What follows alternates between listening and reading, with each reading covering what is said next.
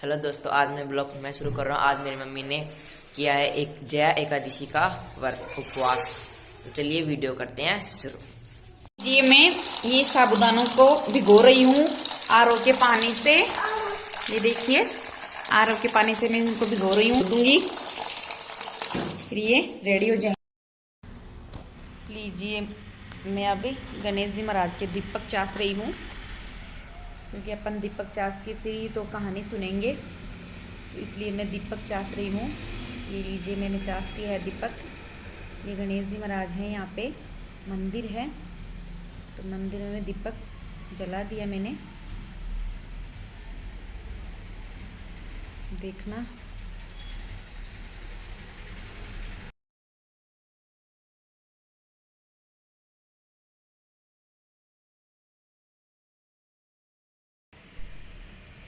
ये लीजिए मैं अभी कहानी सुनने की तैयारी कर रही हूँ। पाटा मैंने रख लिया है पास में, और ये आरती की थाली है जिसमें चोपड़ा पड़ा है, और तुलसी मंजरी मैंने तोड़ ली है, और तुलसी मंजरी तोड़ ली है। और ये मैं रोली मोली से इसके छींटा लगा के, और ये अब मैं गणेश जी को लाने के लिए गई हूँ। ये गणेश जी को बिठा दिया है मैंने। यहाँ पाटे पे देखो श्री राम जी की फ़ोटो लगा ली है, क्योंकि मेरे पास कृष्ण भगवान की फ़ोटो नहीं है, तो मैंने राम जी और सीता मैया की लगा ली है। ये मोर पंख पास में रख दी है, और ये सारा मुरली मोली सारा सामान मैंने रख लिया है।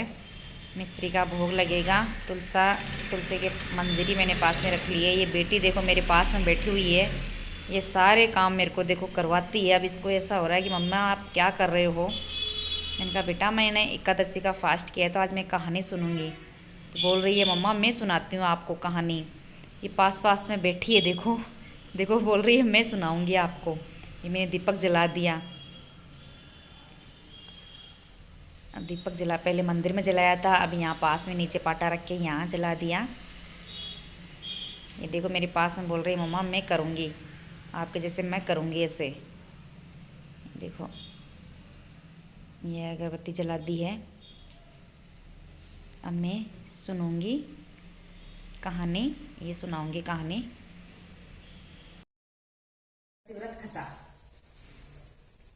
युधिष्ठिर ने कहा है कि हे भगवान, आप समस्त जगत की सृष्टिकर्ता, पालक तथा नाशक हो। आपको आपकी जय हो, जय हो, जय हो हे प्रभु। अब आप कृपा करें इसी माह की शुक्ल पक्ष वाली एकादशी का नाम और उसकी कथा का वर्णन कीजिए। देखो बेटा चुप। तब श्री कृष्ण भगवान बोले, हे राजन, इस एकादशी का नाम जया एकादशी है। इसका व्रत करने से भ्रा हत्या के पाप से मुक्ति मिलती है, तथा भूत प्रेत पिशाची की बुरी योनि से छुटकारा स्वर्ग को प्राप्त करती है। हे युधिष्ठिर, इस संबंध में तुम्हें एक कथा कहता हूँ, जिसका वर्णन महापुराण में किया गया है। एक दिन नागलोक में राज्य करता था। एक दिन इंद्र नागलोक में राज्य करता था। तब एक दिन अमृत पान कर अप्सराओं के साथ नंदन वन में आकर क्रीड़ा करने लगा। अपनी इच्छा अनुसार अप्सराओं के साथ व्यवहार कर इंद्र उन अप्सराओं के साथ नृत्य कर रहा था, और गंधर्व गान कर रहे थे। तब वहां पर गंधर्वों में श्रेष्ठ पुष्पदंत और उसकी स्त्री मिलन व मलिन का लड़का माल्यवान भी उपस्थित थे। उसी समय वहां एक पुष्पवती नामक गंधर्व स्त्री माल्यवान पर मोहित हो गई। तब उसने अपने रूप सौंदर्य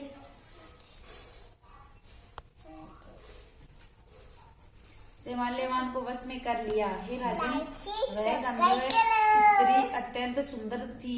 इसके लक्षण मैं तुम्हारे सामने वर्णन करता हूँ। उसका चंद्रमा के समान खिला हुआ मुख, विशाल नेत्र, कानों में कुंडल तथा गिरवा में सुंदर हार, और स्वर्ण कलश के समान ऊंचे उठे हुए मोटे कुंच, सिंह के समान पतली कमर और सुंदर पेट था। उसके विपुल नितंग और मोटी जांघें तथा कमल के समान लाल वर्ण वाले चरण थे। ऐसी सुंदरता को देखकर माल्यवान भी पुष्पवती के रूप में मोहित हो गया। यह दोनों कामदेव के वशीभूत होकर भी इंद्र की सभी सभा में गा रहे थे, पर उनका मन गाने में स्थिर नहीं था, इसलिए वह अशुद्ध गाने लगे। इंद्र ने उसकी भावनाओं को देखकर उनके उस प्रेम को समझ लिया था, किंतु उसने अपना अपमान हुआ जानकर इन दोनों को श्राप दिया कि तुम दोनों मृत्यु लोक में स्त्री पुरुष हो पिशाच रूप धारण करो। जब वे दोनों इंद्र के श्राप से हिमालय पर्वत पर पिशाच रूप धारण कर स्त्री पुरुष के रूप में दुख भोगने लगे, उस समय उन्हें गंध रस स्पर्श इत्यादि का कुछ भी ज्ञान नहीं रहा।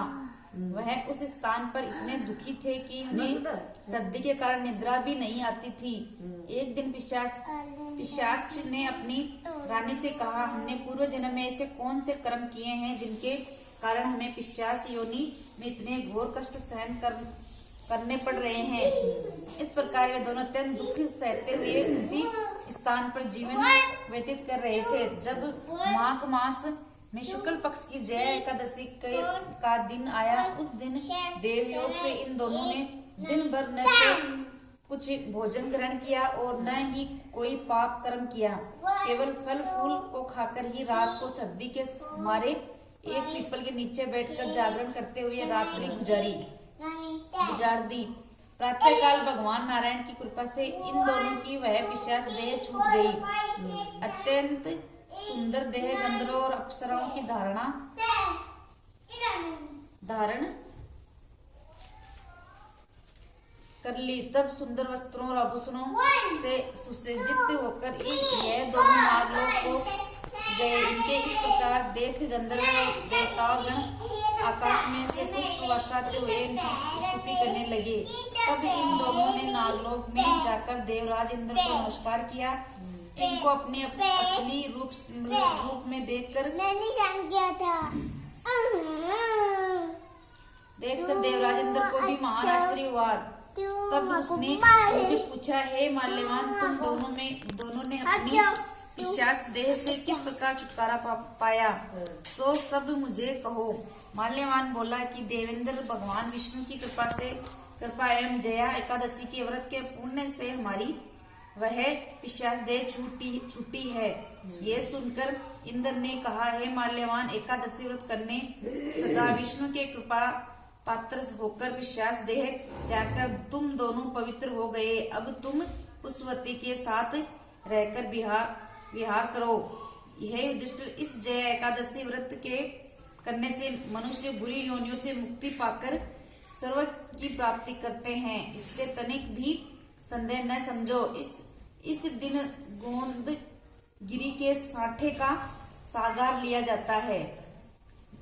जी चढ़ा है ना,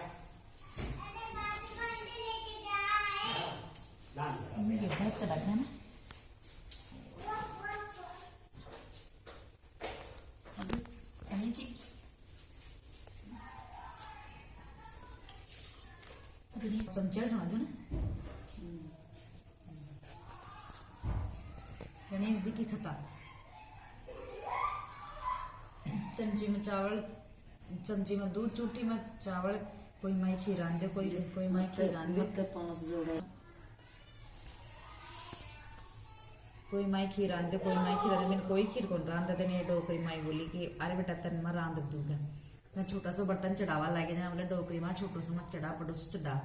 जना बोला बड्डो मेरे घर में आती को नहीं। जना फिर बाद में ना जी की बा कोई को बोला मांग ले, अड़ोसी पड़ोसी का मांग ले, फिर बड़ो पत्तीलो चढ़ाई बा। तो भी अंदर खड़बड़ सीज को वो खूब सारो भरगो। फिर बाद में भेजी बोला अभी को केक बोला जिमा दे।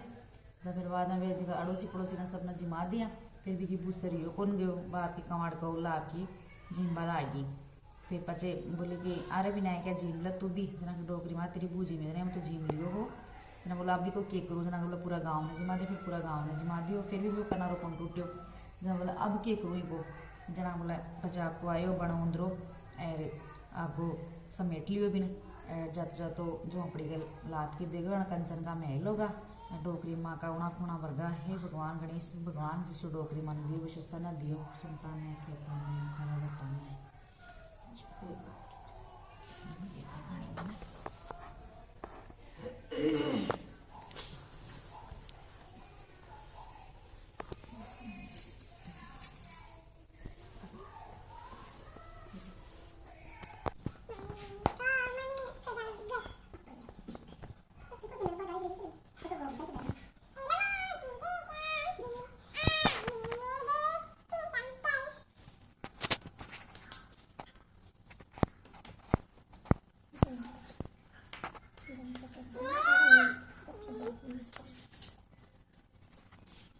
हेलो दोस्तों, तो कथा पूरी हो गई है। तो अब मम्मी सागार बनाने जा रही है। अगर आपने सागार वाली साबूदाने की खिचड़ी वाली वीडियो नहीं देखी है तो मैं डिस्क्रिप्शन बॉक्स में लिंक दे दूंगा, आप वहाँ पे जाके देख लेना। अगर आपको ये वीडियो पसंद आई हो तो लाइक शेयर एंड सब्सक्राइब जरूर करना।